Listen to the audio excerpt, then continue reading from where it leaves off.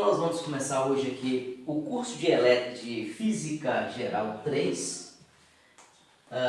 O curso de Física Geral 3, esse nome Física Geral 3 é o que está aí na maioria dos cursos de graduação, quando se fala de Fundamentos de Eletromagnetismo. Na verdade, o nome da disciplina melhor seria Fundamentos de Eletromagnetismo. No entanto, o pessoal geralmente chama de Física 3 porque isso é dado em etapas, semestres ou anos de curso, em geral semestral. Então você tem a Física 1, que é mecânica, depois você tem outra parte da física, que é termologia, ondulatória, acústica, e depois você tem os fundamentos do eletromagnetismo. Fundamentos do eletromagnetismo, em geral, a gente vê isso em várias etapas da nossa vida como estudante. Lá no 9º ano, você já começa a ver uma parte teórica do eletromagnetismo, claro que com um aprofundamento menor. Depois você chega no 3º ano do ensino médio, é cobrado, é dado e explora uma parte do eletromagnetismo com um determinado nível de aprofundamento. Hoje vocês encontram aqui na graduação e hoje nós vamos começar o curso de Fundamentos de Eletromagnetismo. Uma motivação para a gente estudar eletromagnetismo. Olha, hoje, tudo que você tem em se tratando da tecnologia da informação, celular, iPhone, isso que está acontecendo aqui agora, que é o fato de você acessar a internet para ver esse vídeo, o próprio fato de você rodar um vídeo de maneira offline, sem a utilização da internet, o funcionamento de um motor elétrico, de uma televisão, de um rádio, tudo isso só é possível graças ao acúmulo de conhecimento que a humanidade teve. Isso é graças ao acúmulo de conhecimento que a humanidade passou a ter ao longo da sua existência. Só por isso que hoje nós temos esse monte de coisas que nos traz conforto, nos traz muitas vezes segurança. Então isso é graças a estudos desenvolvidos na parte de eletromagnetismo. Então, isso seria uma motivação rápida para justificar por que se estuda eletromagnetismo. Os engenheiros, os físicos, os matemáticos, o pessoal das exatas passam tempo na sua vida acadêmica estudando fundamentos de eletromagnetismo, que lá na sua matriz curricular é chamada de Física 3, Física Geral 3.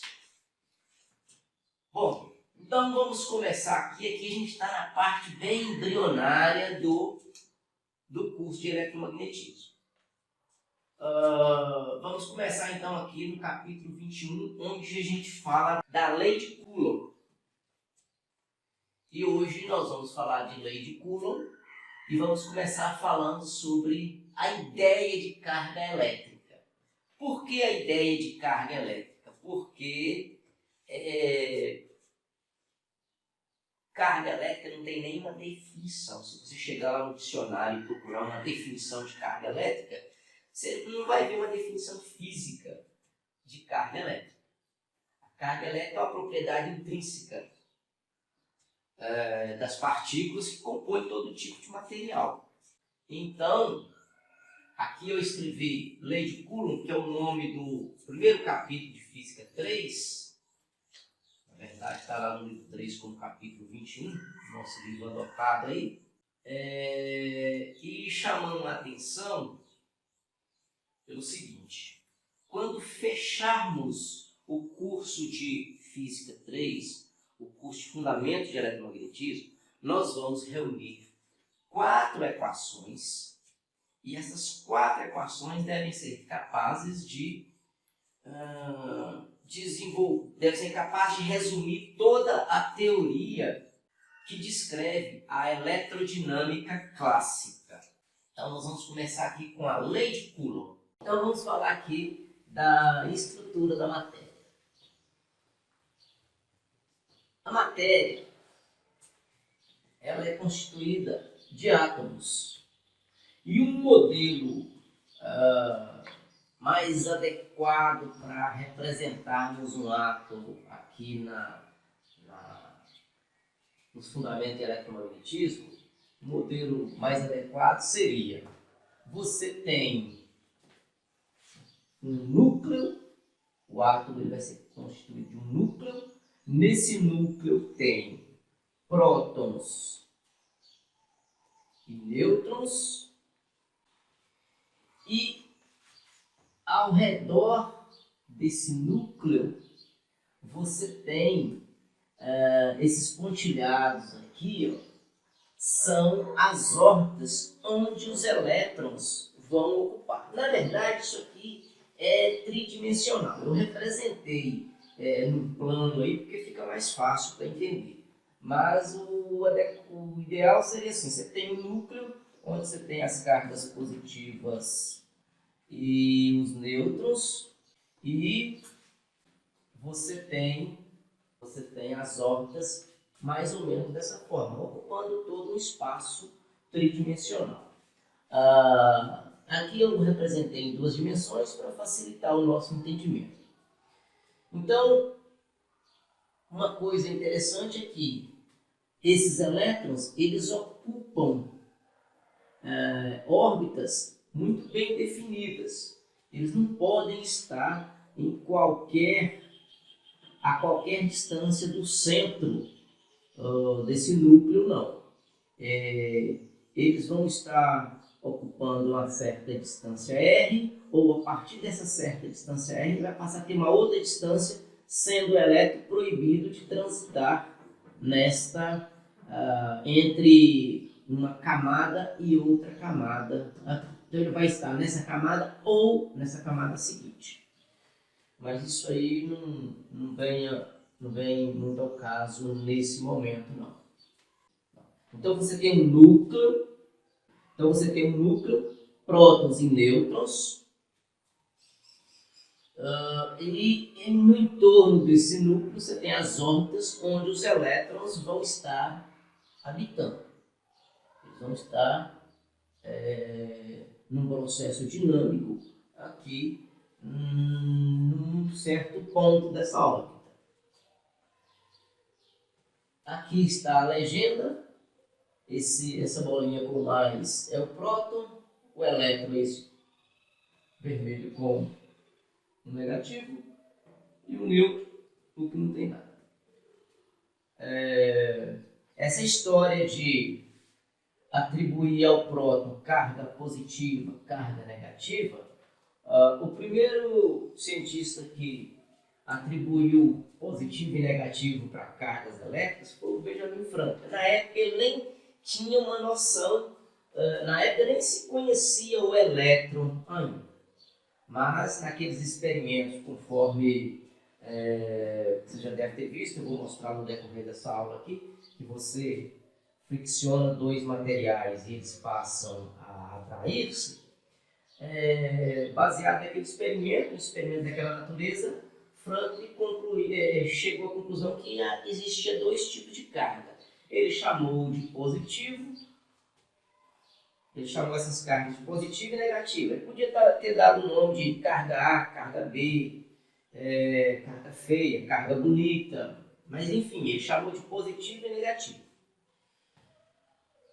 Hoje nós sabemos que a carga positiva deve ser ao próton e a carga negativa deve ser ao elétron. E o nêutron não tem carga nula. Uma informação interessante aqui, é essa. A massa do próton, vou chamar aqui de Np, pois a massa do elétron, vou chamar de Me, Depois a massa do nêutron, vou chamar de Mn. Olha, a massa do próton, ela é de aproximadamente 1,67 vezes 10 a menos 27 quilogramas. A massa do elétron é uma massa de 9,11 vezes 10 a menos 31 quilogramas. E a massa do nêutron é uma massa de 1,68 vezes 10 a menos 27 quilogramas. Observe então, ó, próton e nêutron têm massas iguais, 1,67 e 1,68. 10 a menos 27, 10 a menos 31. O elétron tem massa 9,11 vezes 10 a menos 31, enquanto que o próton tem carga 1,67 vezes 10 a menos 27. Ou seja, o próton muito mais pesado, muito mais massivo, a expressão mais correta seria essa, muito mais massivo do que elétron. Se você estivesse usando aqui uma balança de pratinho, por exemplo, pensa lá numa balança de pratinho. Isso aqui é uma balança de pratinho. Vamos lá. Aqui é o ponteiro. Então, se você estivesse usando uma balança de pratinho, por exemplo, você precisava se você coloca um próton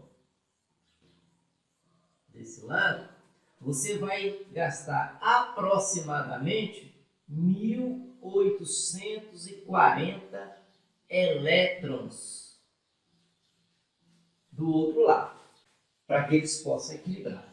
Então, ou seja, um próton é muito mais massivo do que um elétron. Repare que até aqui nós não falamos ainda de carga elétrica. Nós falamos da constituição do átomo, enfim, nós falamos do átomo. Bom, uma outra observação aqui, repare que essa parte central do átomo ela é muito massiva. Se eu considerasse a minha mão como o centro do átomo, as primeiras camadas a primeira camada eletrônica, ou seja, os elétrons que orbitassem mais próximo do núcleo, passaria a uma distância de aproximadamente 12 quilômetros do centro. É por isso que você já deve ter estudado em alguma parte da sua vida e falando que o átomo ele apresenta-se como um imenso vazio. Ou seja, você tem o núcleo. Esse núcleo ele tem um diâmetro. Aqui é de 10 a menos 14 metros, enquanto aqui é da ordem de 10 a menos 10 metros. Ou seja, 4 ordens de grandeza. E 4 ordens de grandeza é 10.000 vezes maior. Então, isso aqui, 10.000 vezes maior. Tá? Bom, então é aquela história que eu te falei. Se você considerar o núcleo como sendo de 1 metro de diâmetro, as primeiras camadas eletrônicas vão ter um diâmetro da ordem de 10.000 metros. Bom, por isso que fala que o átomo é praticamente um vazio. Isso. Então vamos falar aqui da eletrização por atrito.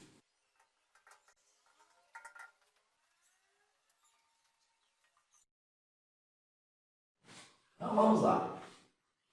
Estou representando aqui um canudinho, imagina esse canudinho de tomar refrigerante. E aqui é um pedaço de papel, imagina um papel toalha. Bom, como isso aqui é constituído de átomo, isso aqui é constituído de átomo, né? E o átomo, no seu estado neutro, possui quantidades iguais de elétrons e prótons. Aqui, ó, elétrons e prótons. Quando você tem o átomo no estado neutro, a quantidade de prótons e a quantidade de elétrons são iguais. Eu não vou falar nada a respeito dos nêutrons, porque do ponto de vista elétrico, para nós aqui, o nêutron não contribui, porque o nêutron ele tem carga nula, tá? Próton, carga positiva, elétron, carga negativa e o nêutron, carga nula. Então, do ponto de vista elétrico, o nêutron não vai contribuir aqui. Então, vamos analisar só pensando nos prótons e nos elétrons. No estado neutro, o elétron, o material tem quantidades iguais de prótons e elétrons. Então, o que vai acontecer? Isso aqui tem a quantidade igual de prótons e elétrons, e quantidade igual de prótons e elétrons. Se promover a fricção, vou mostrar um experimento para vocês ao longo dessa aula aqui. Mas se nós promovermos uma fricção, um atrito entre esses dois materiais, papel e canudinho, o que vai acontecer? Aquele material que tem maior afinidade por elétrons vai retirar o elétron do outro material. E um detalhe que eu não havia falado aqui é que, do ponto de vista de eletrizar um material, o que é eletrizar um material? É você fazer com que as cargas positivas e negativas se tornem em quantidades desiguais. Então, para você fazer as cargas se tornarem em quantidades desiguais, é muito mais tranquilo você manipular elétron do que manipular próton. O próton está bem ligado fortemente ao núcleo. O elétron não. Você tem os elétrons mais periféricos que são fáceis de manipular, né? Todas as reações químicas, a maioria das reações químicas que nós temos aí, elas acontecem lá na eletrosfera e, em geral, naqueles elétrons mais distantes do núcleo. Numa fricção entre esses dois materiais, apresenta uma maior eletroafinidade, retirando os elétrons daquele outro objeto. Então, no caso aqui, não vem para o nosso estudo aqui, não estou preocupado em saber quem é que fica positivo e quem é que fica negativo. Mas aqui existe experimento fácil de fazer para você detectar quem é que fica positivo e quem é que fica negativo, mas aqui eu já vou te dar a informação. Quando fricciona esses dois aqui, o plástico é o que fica com um excesso de carga negativa. Então, esse material, quando friccionado, quando atritado com esse, pelo fato de ele apresentar maior eletroafinidade que o papel, ele vai roubar os elétrons desse papel. Então, esse papel vai ficar com carga positiva,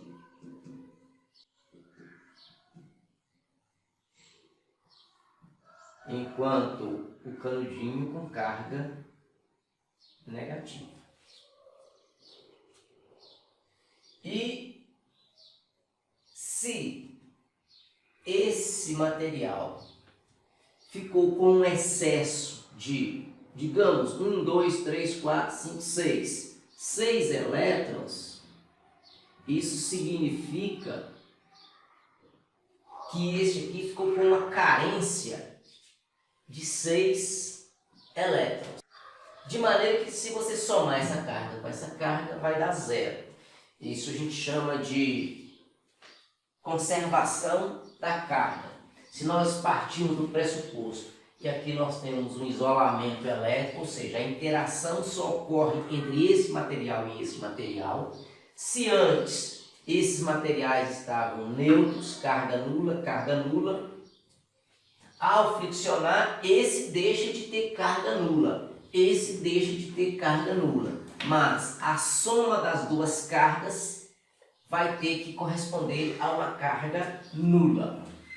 Nós vamos ver um experimento, um videozinho aí de um experimento, e nesse experimento nós vamos mostrar, nós vamos tirar algumas conclusões. Então vamos lá, vamos ver o vídeo.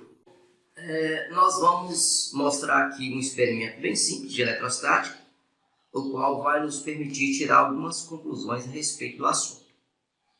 Aqui nós temos dois canudinhos de plástico.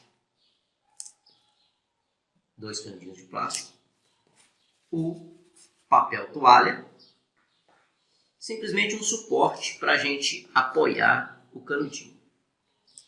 Bom, nós aprendemos que na eletrização por atrito, ao friccionar dois materiais, o que acontece? Se nós atritarmos dois materiais, sejam constituídos dois objetos feitos de materiais diferentes, aquele que tem maior afinidade por elétrons vai retirar os elétrons daquele que não tem tanta afinidade por elétrons. Então, um desses materiais, ou papel toalha, ou canudinho, apresenta maior afinidade eletrônica que o outro. Então, no processo de atrito, um vai retirar elétron do outro, deixando um ficando carregado positivamente e o outro carregado negativamente. Então, é isso que a gente vai fazer. E nós vamos ver o que acontece quando a gente faz esse processo de atrito. Então, ó, eu vou atritar papel toalha com plástico e vou ver o que acontece. Então, olha só, está atraindo.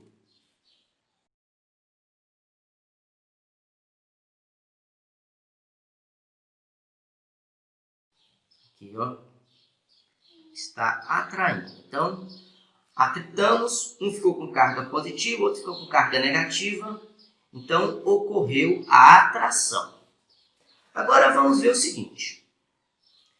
Então, digamos que ao atritarmos, se atritarmos esse canudinho e ele ficou eletrizado negativamente, ao eletrizar esse aqui com o papel, ele também vai ficar eletrizado negativamente. Então, o que vai acontecer? Se esse canudinho está eletrizado negativamente, e esse aqui está eletrizado negativamente, o que nós esperamos? Nós esperamos a repulsão, olha só, ocorrendo a repulsão.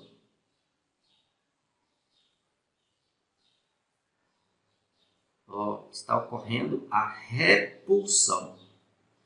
Com isso, nós tiramos a seguinte conclusão. Quando atritamos papel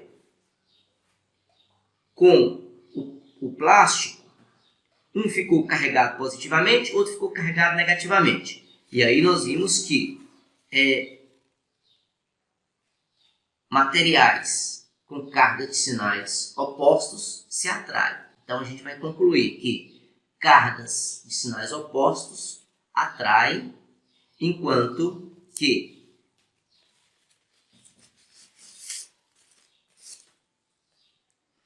digamos, esse negativo e esse aqui negativo também, o mesmo que aconteceu com esse ao interagir com papel, aconteceu com esse ao interagir com papel. Então, cargas de mesmo sinal se repelem. Que conclusão que nós tiramos do experimento? Nós tiramos a conclusão de que cargas de mesmo sinal se repelem, enquanto que cargas de sinais opostos se atraem. Né? Então foi uma conclusão que nós tiramos no videozinho aí que foi mostrado. Então aí vamos falar da quantização da carga. O que significa dizer que a carga elétrica é quantizada? Hoje nós sabemos que o positivo deve-se ao próton, o negativo deve-se ao elétron. E uma coisa que foi verificada posteriormente, isso foi verificado por um cientista chamado Millikan, é que a natureza só oferece carga elétrica para a gente, ela só produz carga elétrica de forma quantizada. O que significa isso? Seria múltiplos de algum valor fundamental. Por exemplo, vamos supor que um determinado supermercado ele decidisse que só venderia arroz de forma quantizada e a quantização fosse em pacotes de 5 kg. Então, se você chegasse no supermercado e pedisse 5 kg de arroz, o comerciante ia te vender. Se você pedisse 10 kg de arroz, ele poderia te vender. Agora, se você pedisse 12 kg de arroz, ele não ia te vender. Ou ele venderia 10, ou ele venderia 15, ou seja, múltiplo de 5 kg. Na natureza, a carga elétrica é dessa forma. A natureza decidiu que a quantidade fundamental de carga elétrica, se for o elétron, nós vamos chamar assim, ó, simplesmente com um sinalzinho menos aí, a carga elétrica de um elétron, ou seja, a unidade fundamental da carga aí, é de 1,6 vezes 10 a menos 19 coulomb. E o próton, ele apresenta uma carga em módulo igual e em sinal oposto. Então, enquanto que o elétron tem uma carga de 1,6 vezes 10 a menos 19, o próton tem uma carga de mais 1,6 vezes 10 a menos 19. Ou seja, próton e elétron apresentam cargas de mesma intensidade de sinais opostos. Então, se de repente você pudesse comprar carga elétrica no supermercado, você ia chegar no supermercado e falar, olha, me venda uma carga elétrica de 3,2 vezes 10 a menos 19 coulomb. O que o comerciante ia fazer? Ele ia pegar 2 prótons, botar no pacote e te entregar. Vamos supor que você pedisse para o comerciante, olha, me venda uma carga negativa, ou seja, me venda uma carga de menos 4,8 vezes 10 a menos 19 coulomb. O que o comerciante ia fazer? Ele ia embrulhar 3 elétrons, botar numa sacola e te entregar. Então é possível você comprar, seria possível você comprar no supermercado essa carga e essa carga. Mas digamos que você quisesse comprar, por exemplo, 2,6 vezes 10 a menos 19 coulomb. Seria uma quantidade de carga que você não conseguiria comprar no supermercado, por exemplo. Por quê? Porque isso não é múltiplo dessa quantidade fundamental. Então é isso que significa dizer que a carga elétrica ela é quantizada. Você só vai encontrar na natureza uma carga que seja múltipla dessa unidade fundamental.